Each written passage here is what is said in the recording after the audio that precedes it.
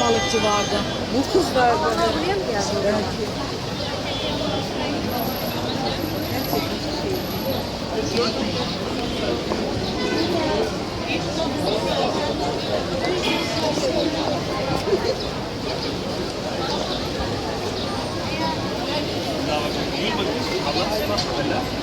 Hala sen de bak hala. Hala bize bak. Hadi sen de bak. Yani o... Sen bir daha bak. Buraya bak. Hayır. Benim ağrıyor. Kusura bakmayın oturacağım.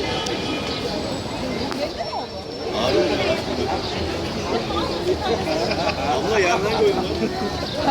Arıyoruz adam.